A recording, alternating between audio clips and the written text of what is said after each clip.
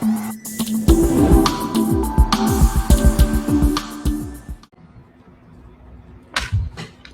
folks, and welcome to another episode of Billy Watson TV. I'm delighted and honoured today to get an amazing guest on. I've got the legend that is Santos Bonacci. So welcome to the show, Santos. Thanks for inviting me, brother. Thanks. I've been wanting to talk to you for a while. I used to listen to your shows back in the day with Kate Gaia and Tony Calvert outside the box, I think it was called. So that got me into the whole legal thing and delving into how the Vatican, through the birth certificate, kind of controls everybody. That's our main method of control. So basically you were a musician before that. Would you like to give people just a bit of background to yourself and, you know, just the general population? Of starter for 10, and then we'll delve into some topics. Yeah, so I'm just an ordinary guy, country bumpkin. Grew up in the country, barefoot, sunshine, good food, well water. Grew up bilingual, Jehovah's Witness, left that and then went back to them in my later teen years.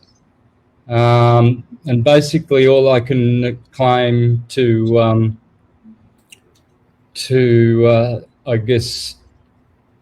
add to my story is that I studied a lot. You know, I read a lot of books.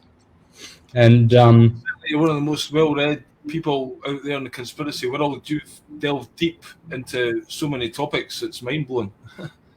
Yeah, look, a little knowledge is a dangerous thing, and I find that a lot of so-called truthers, they have a little knowledge, and most of it's secondhand. It's not direct, therefore it's dangerous, and they're misleading people. And so for years before I opened my channel, I could see that, and I just it grated on my nerves. So I thought, look, you know, I just happen to have a better perspective than all of these guys put together, and that's not a boast. That's just true.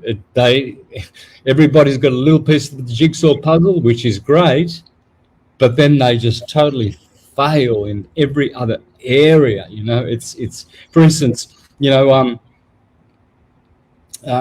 flat earthers that are Christians, their minds are completely shut as to what the Quran says about the flat earth, Bhagavad Gita, and all of these other spiritual knowledge bases that tell equally as much as the Bible about the flat stationary earth, but they won't go there because, it's the Bible is the only word of God.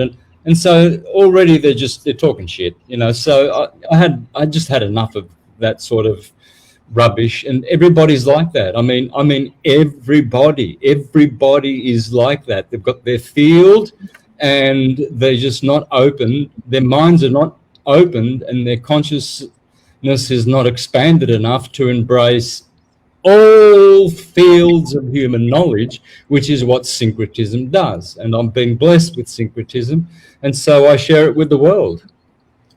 Yeah, I mean, that's what I like to listen to. You take all these different aspects and you just make them all connect. Like, even you talk about the different religions there, you've obviously looked into and seen the commonality within them that kind of tells the same story. So the Christians can't just claim, well, Jesus is the man, it's the only way. Whereas you say Jesus is the same as Krishna, is the same as Buddha. These are all like the Christ within. So it's metaphor. Yeah, although it's true what they say. Jesus is the only way, but Jesus in India is Yeshua or Ishwara. In the Essenes, it was Esa. In Proto-Celtic Ireland, it was Jesus. Here in Mexico, it was Quetzalcoatl. But it's the only way of salvation, no matter what name it gives and no matter what country it comes from. In Japan, it's Isikiru.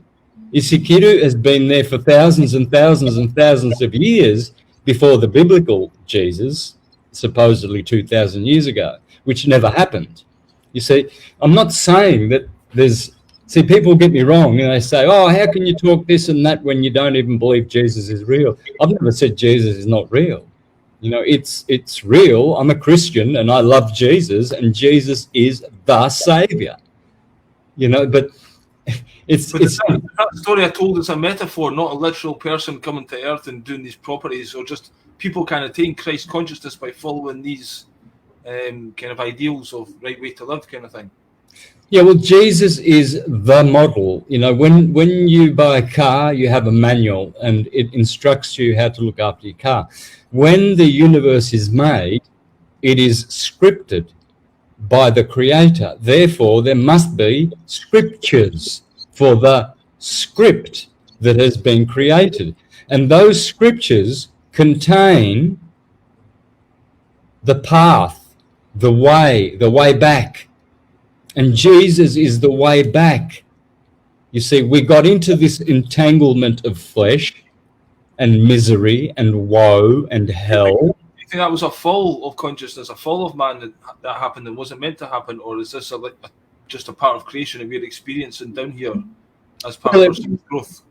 A fall was meant to happen, just that there's different degrees of fall. Some people have fallen way too far, where they've gone past the point of no return. We've all fallen, and falling is part of the deal of dropping down from transcendental unconditionedness to mundane, limited, conditioned experiences, which we require for our spiritual evolution. So there's always going to be falling and rising. You know, the summer comes and then the fall comes. Why do we call it a fall? There's nothing wrong with autumn. Autumn's not bad. Well, I've heard you talk about Martin Kenny talks about the Iron Age, Bronze Age, Silver Age, Gold Age. So that's another kind of bigger macrocosm of that as well. So there's these it's a poetic fall. It's not literal, although secondarily it is literal. Firstly, it's just metaphorically. It's just a fall from the place where we come from, which is unconditioned, and where we return. You know, when you fall in love, well, that's not a bad thing, isn't it? You've fallen in love. Yeah. Well, someone might say, "Oh, geez, you fell in love. Oh my God, that's bad. You fell. You took a fall." No, it's great. We fell in love with the material world. And it's like, okay, your favorite song, you fall in love with it, but the song doesn't last forever. It lasts for 5 minutes. All right, let's say your favorite song is Stairway to Heaven, Led Zeppelin. Well, that's an 8-minute song. And that's it. That's the duration of the song. Then it finishes. And then you go back to what? Silence. And that's what our life is. It's a song. That's why it's called a universe. We're in a universe singing this verse, and then we go back to our rightful domain. So what is the point of this life? Are we here then to create art with our life? Is our life like a song? You know, we've got to, you know, I heard you talk recently that the people taking this vaccine, whatever, is like they're too stupid to live. I'll just kill myself laughing, to be honest, because, you know, it is like a spiritual IQ test. Do you think this dark side is like doing some kind of like playing a role and offering people this, and it's like a test for people if they've got consciousness and deserve to live, and those that have their own critical thought, they have to go and make their own life and be, you know, responsible in every way of their life and not depend on getting a job in a factory. Is that kind of the way the world is heading towards? Yeah, look, there's two kinds of stupidity.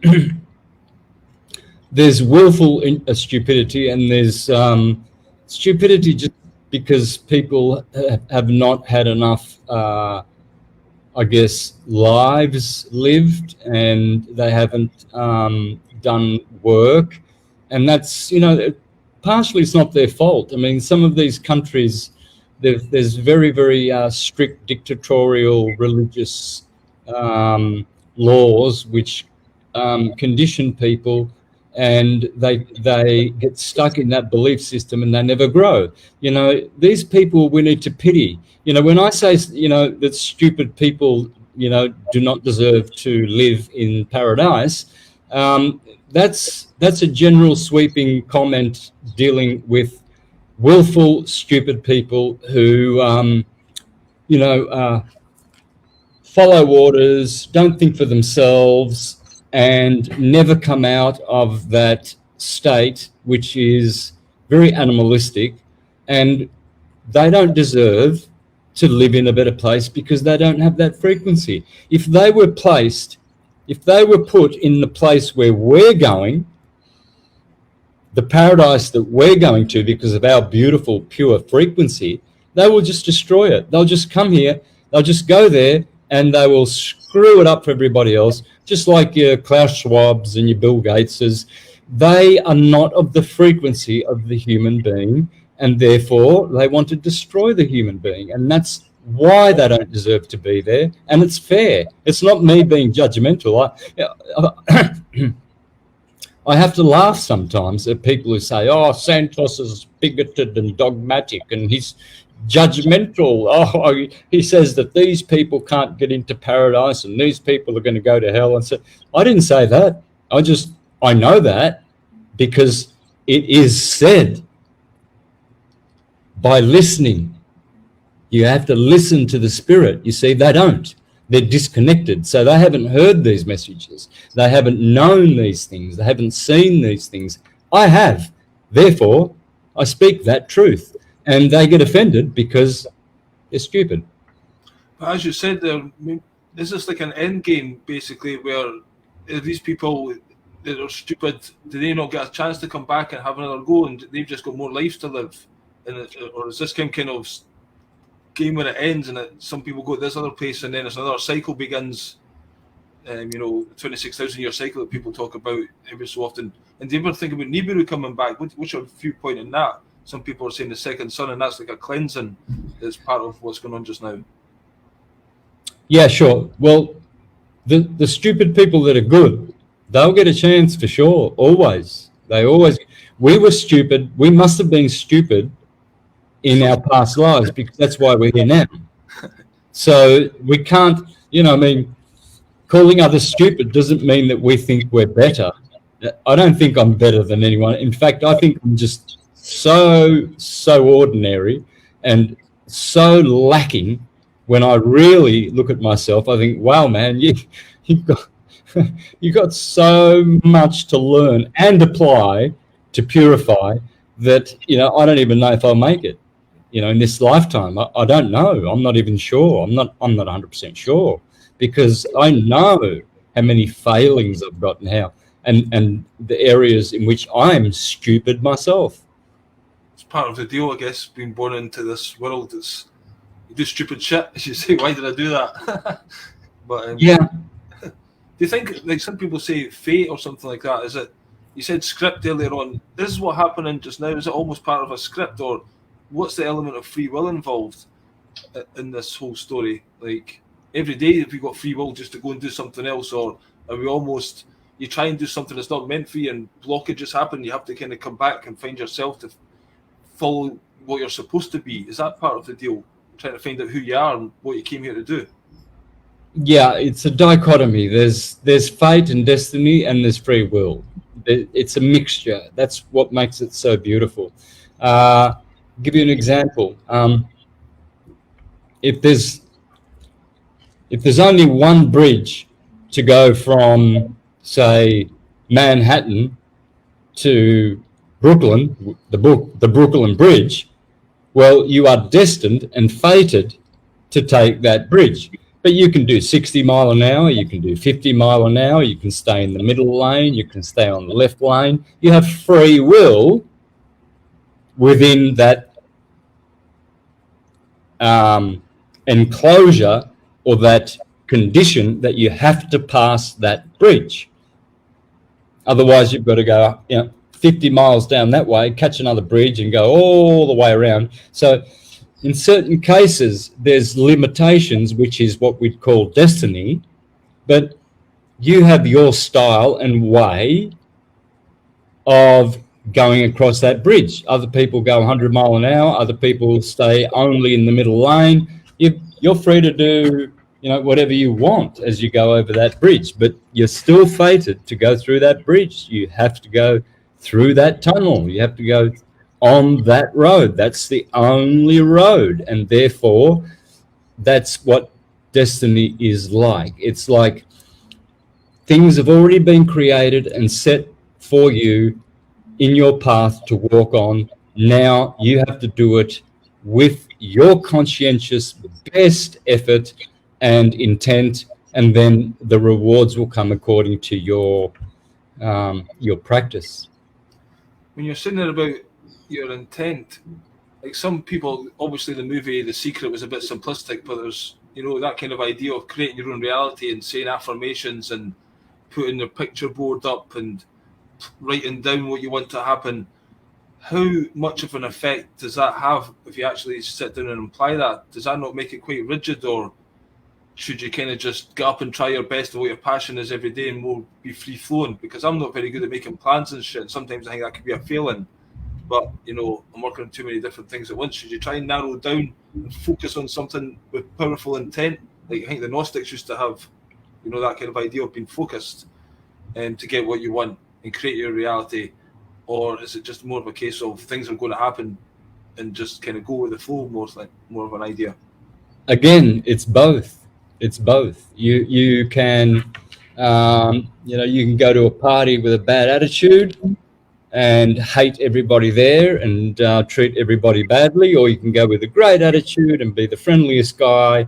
And what does that depend on? Well, mood. You might be in a bad mood, or you might be in a good mood. So, if you, for instance, want to make an impression, well, then you think about it as you're driving to the party. You say, well, all right, I'm going to shake people's hands. I'm going to be friendly. I'm going to do my best.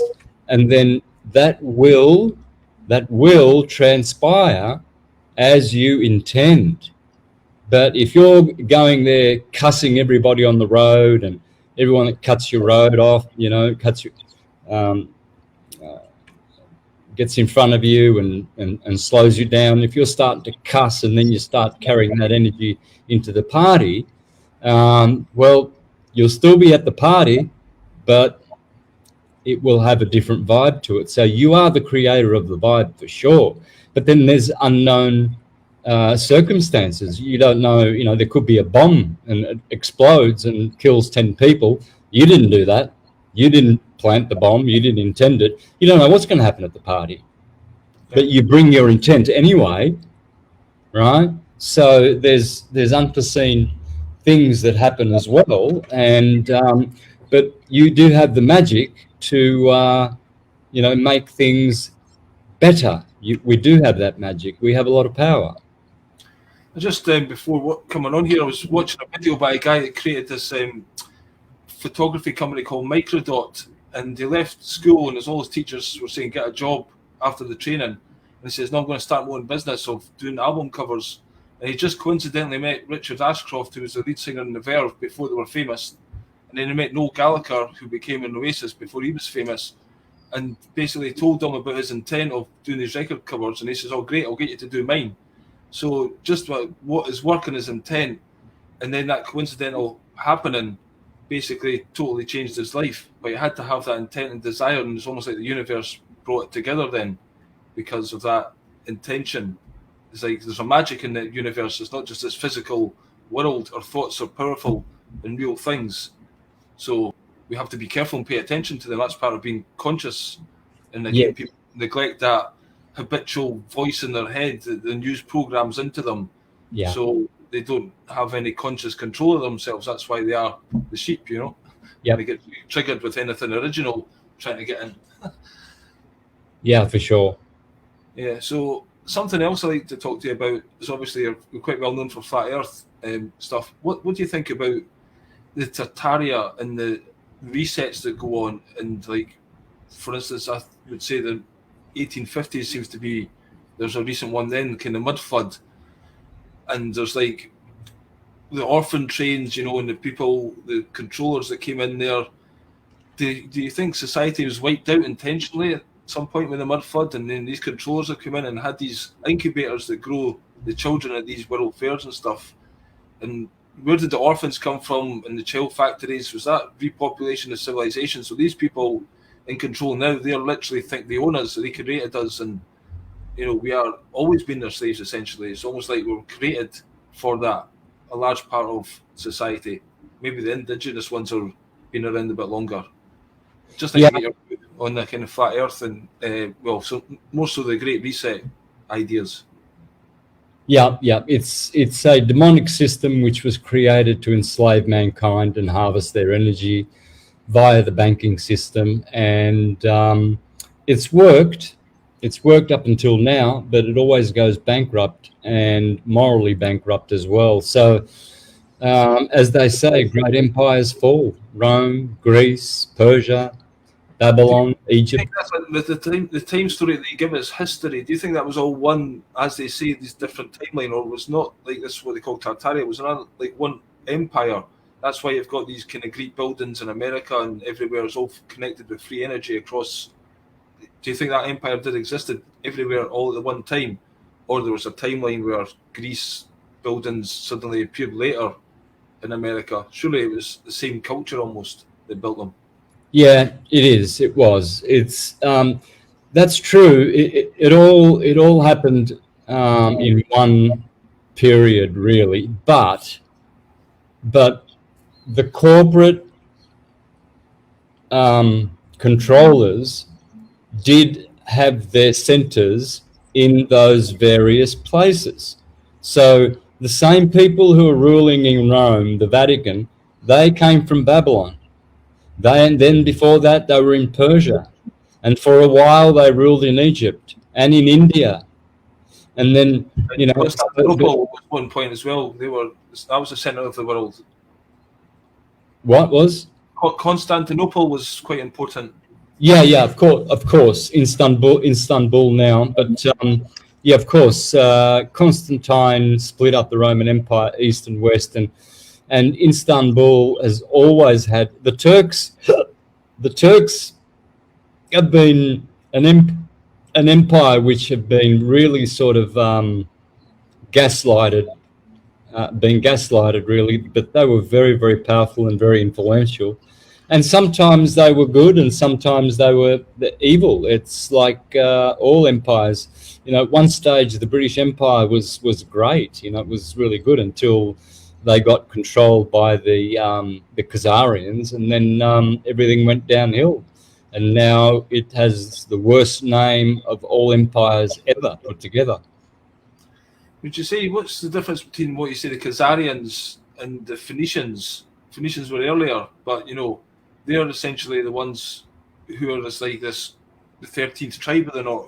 And what's, you know, I know you go into like the Vatican, you know, the families quite deeply as well in the Vatican. Who essentially is at the top of the pyramid? Because you get these ones, it's the Jews or it's this family, and you get these guys or that guy. Where is it? Is it the Vatican? Is it the Jesuit order that's basically? It's the children. It's the children of the Nephilim. It's the children of the demonic gods that came and had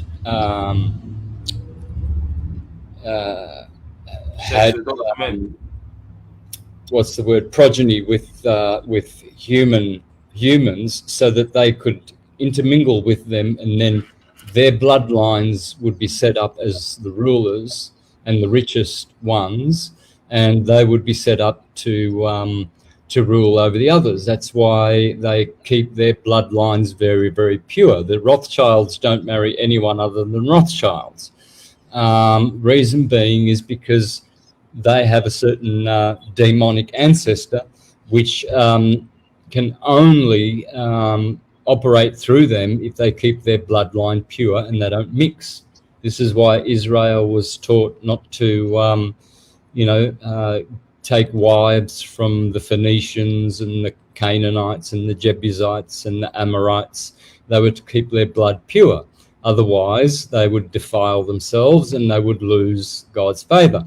So, which God is that? Well, we don't know. It's the demiurge. You know, there's the demiurge is a mixture of a good guy and a bad guy. You know, and so are these demons. There were good demons that came and taught us good things, and there were bad demons that came and taught us bad things with bad intent to rule the earth. And so it's all about controlling and ruling human beings who have souls, so that they then can continue their existence, because that's what a vampire does. He must have fresh blood, otherwise he withers up and dies. And so he's got to continually prey on human beings, suck their blood, and these are vampires. They are parasitic, and and that's why many children go missing, because they devour them and they're adrenochrome, and that is how they are sustained. And you can see it on their faces. They're all ugly. There's not a politician who is good looking ever in history, period. Never, ever, ever. There's never been a good looking politician. They're all stone motherless, ugly as dog shit. And that's because they have this evil, evil blood-sucking diet, Well, they have to, go through certain rituals in the Freemasonic world or whatever to get to these positions in power. And by doing that, that's giving their soul away, is to go through these rituals. Do you think there's they try to paint a good picture of Freemasonry, and the BBC will do a 50-minute special on it, say, oh, look, we're all nice, we're just giving a few wee secrets and it's all kind of harmless. But what kind of level do you get up to? Does it the 33rd degree where, that's the one where they've sussed out who's got the psychopathic tendencies or whatever, and then they get them to murder someone to be in the big boys club? Is that kind of how it works? Yeah, every organisation has been infiltrated, and at the very, very top are always the blood-sucking vampires. Every hospital, every school, every corporation, every church, every government, at the top will be the nasties. And in the middle, they'll have a mixture. They'll have some baddies and some goodies. And at the bottom, mostly, you have good people, there's the odd good policeman, there's the odd good politician, there's the odd good priest that's honest and everything. And they don't know how, this top-heavy demonic system works. It's pyramidal, it's based on levels and compartmentalization, and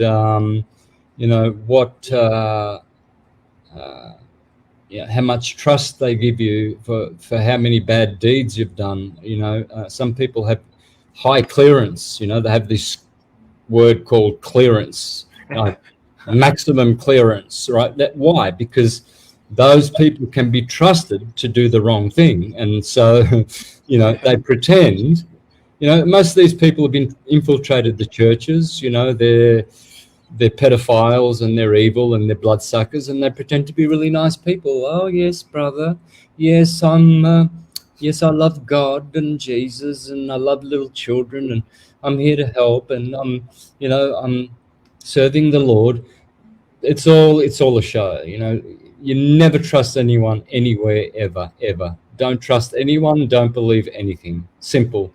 So I was just going to say, there's Jimmy Savile on British TV for 30, 40 years, pretending he's Mr. Nice Guy Charity, getting his picture taken with Prince Charles and all the rest of them. And he's out there flaunting it, but they're all doing it. How much of the kind of world stage is actual theatre? This politics game that's going on. Are these politicians actually making the strings, or are they literally getting told what to do, and they're basically actors these days, just, doing what they're supposed to, according to the orders of the centre of the spider, whatever, coming from Rome? Is it that well controlled? Because obviously COVID came in everywhere, and, it's just like a network and knows what it's doing, Yeah. It's run directly by the Vatican. They are on top, and the Vatican is not Christian, it's not Jewish, it's not Muslim, it's all of those. You see, this is why people like to blame the Masons, the Jews, the Vatican, the Catholics, the Bilderbergers, the CFR, the Trilateral Commission. They don't know, you know, they'll write a book about the Bilderbergers, and then that's the whole picture that they have. They don't understand that these demons, they call themselves Jews, like it says in the Bible, you who call yourself Jews but are not, right? So the Bible has already exposed them. So, you know, for those who go around saying, oh, yes, it's the Jews own all the media, they own Hollywood, they run everything, the money, the finance, the economy, they're behind it all, and, you know, the wars. Yeah, because they're one of the mafias, you know, and they will always be used as a scapegoat, you know, because the Jews have such a holy name and so respected that people don't suspect them to be part of this whole conspiracy, but they're also part of it. But it's not all them, you know. They're just a part of it. It's very. I lived in Turkey for 12 years, so you know they had the Ottoman Empire, and then obviously after the First World War it was getting chopped up, and Mustafa Kemal, what do they call him, Ataturk, he's like a hero in Turkey, and you know his pictures everywhere, and it's like he's like a god. But then you read about the Donme, and that was like crypto Jews. So even that's kind of blaming the Jews in some way, but still it's kind of showing even these saviors that come out and claim to be a leader of a country that people love and adore, even that's controlled. So there's always seemed to be, you know, these guys get into the positions of power more and more. What's going to be required? People have to go to the point where do we need to make a stand, or is it just going to fall naturally, or do we actually have to go and remove these demon worshippers? I mean, we all know they're paedophiles, and we have protest marches saying the same old shit all the time instead of actually taking action. Are you someone who thinks we should go and physically remove these people, or just, you know, do your best and whatever's going to happen is going to happen? Well, there will be certain people who are inspired to take action, and there are certain people who are more inspired to work behind the scenes, and they do good, and you know they spread a lot of truth without being known and without being in the public eye. There's many ways. There's many ways to do this, you know. So every way possible has to be.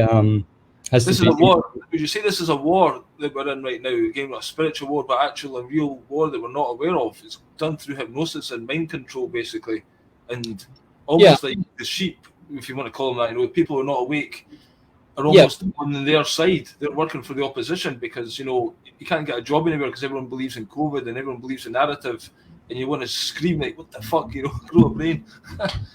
But it's just that difficult. But you have to. Does that make us stronger? And eventually, that's given us even more determination. Like anger could be a good motivator, you know, to get things done and to do what you got to do to make you step up, to encourage others to play their part. Well, it's a war. There's no doubt about it. And an army does not consist of just one type of soldier, you know, who has a shield and a sword. If every soldier had a shield and a sword, they would fail. There's got to be people who have catapults, who work the catapults. There's people who've got to throw bombs. There's people who need guns. There's people who need daggers. There's people who need bow and arrows. You need generals. You need, legionnaires. You need mounted horse fighters. You need armored vehicles. You've got to have every kind of fighter prepared. There's multitudes of different kinds of strategies to win the war, you know. So you might flank the opposing army with tanks, and then you might get the horses run straight through the middle, and then you might have some some bow and arrow guys up in the hill, and then you might have some dagger guys going in doing the cleaning up, and finishing off some of these wounded other soldiers. There's people who are good at riding horses, and there are people who are good at daggers, and so everybody is in this fight. I'm doing it my way, which is I'm in the public eye. The whole world knows that what I do and what I teach, I'm not private, I'm not secret about it. I've decided that I would do it this way. Other people, you'll never see them. You'll never see their faces, but they are doing works greater than what I'm doing, much more effective, but I don't know how to do that.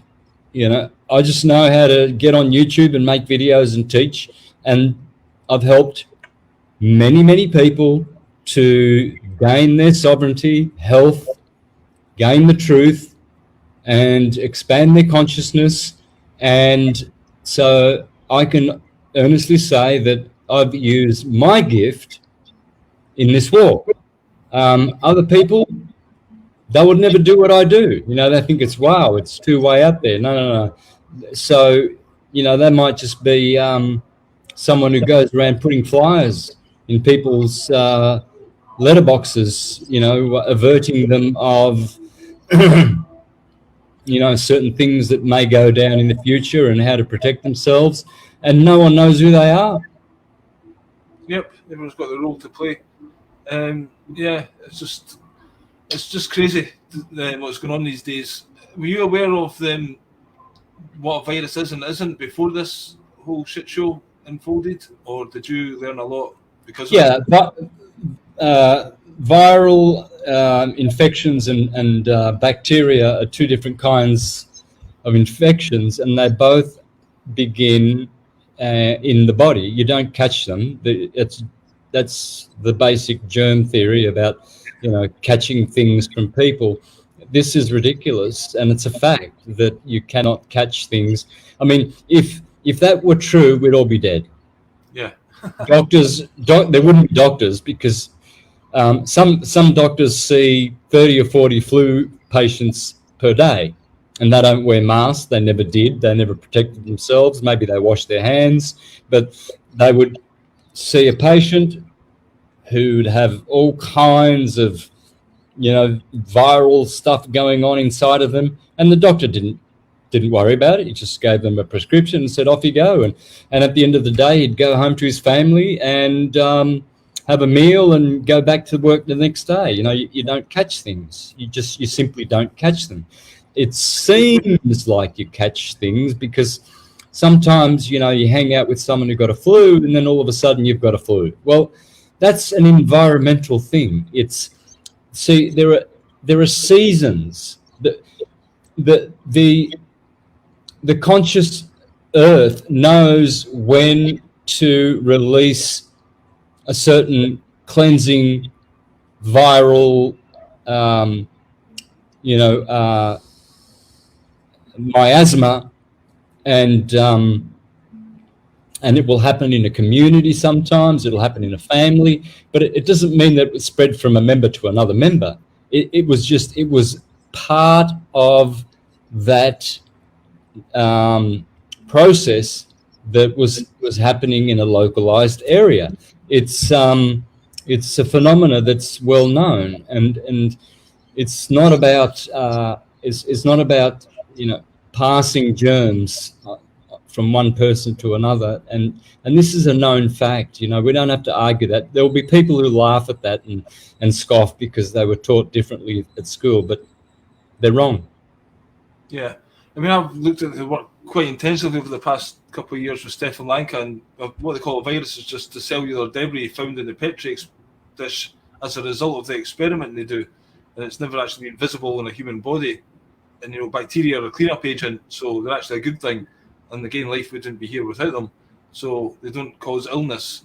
And the cold or the flu, there's even a thing, I wasn't aware of the thing you said, that's really interesting, but there's also the nocebo effect, where if you believe you can catch a cold or a flu, when somebody's going through like a detoxification and sweating and having symptoms, you believe you can catch it, and that can trigger your body to do these things, which again shows you the power of the mind and how we're more than just this, everything's very physical in this. We get taught in reality, we don't get taught about metaphysical and spiritual, ideas at all. You were a musician back. You were really amazing on the guitar, and you were busking, and I can remember one interview you said you were playing for the Monkees one time. He just says you can't do that anymore because it wasn't bringing you what you thought it would. Are you still playing your music? Are you still, into the guitar and enjoying it, or is it a thing that just picks up dust in the side of the room now? No, I try to play every day. I try to keep my form.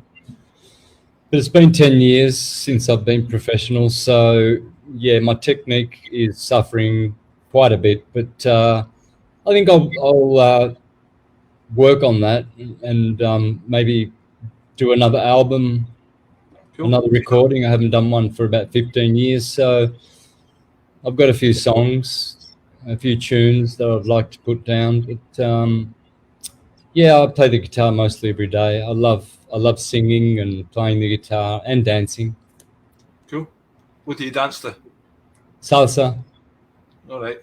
That's the type of music. Now, you're a flamenco guitar player? Yeah, flamenco, Latin, jazz fusion. Aye. So you're living in Mexico now? Yeah, have been for over 2 years. And you enjoying that experience? Very much. Yeah, I love Mexico. I'm very Mexican at heart. And what does that mean? Yeah, in fact, people took me for Mexican when I was growing up in Australia many times. They thought...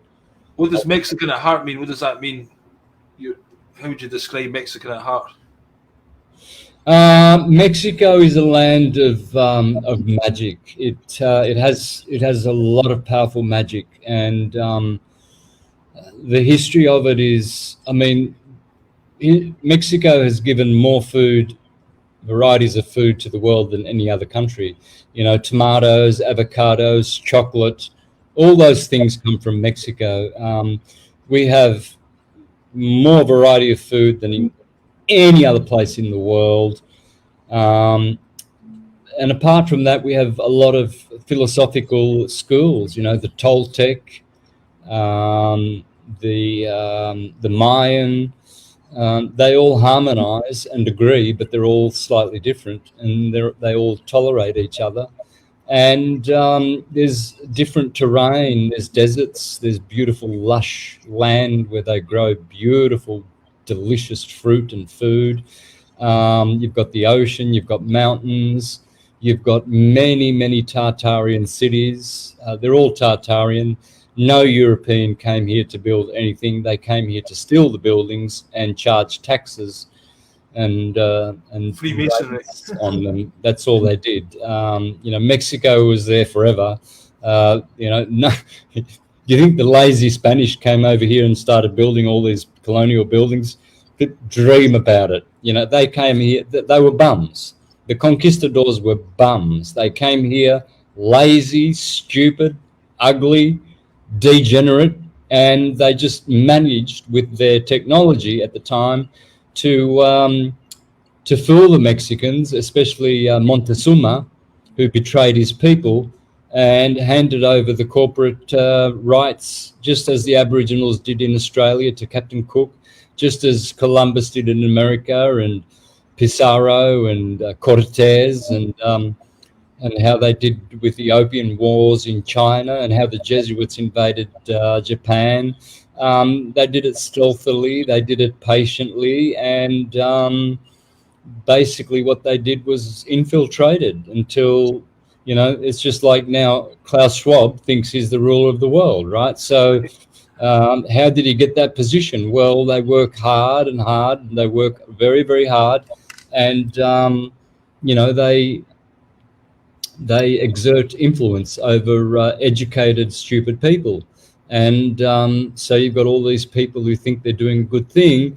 They call it the great work that they've been conscripted to, this great work of destroying all of humanity's beliefs and health systems and great republics. and to bring about a new world order, controlled by the WHO and the UN and Davos and all of these demonic, creepy entities. But so do these guys do satanic rituals, as we were talking about earlier? And do they, are there actual demons dictating this? Like, why do they want to destroy the earth and humanity? It's absolutely insane, you know. Is it this power they're getting from these demons is saying this is your role, and they're just they're possessed essentially with these demons? Yeah, because if they don't, they starve. Their demon gods starve, and and they don't get the money and the houses and the mansions and the Rolls Royces that they've got. They live a temporal existence. They don't think about eternity. They think about what they can have now.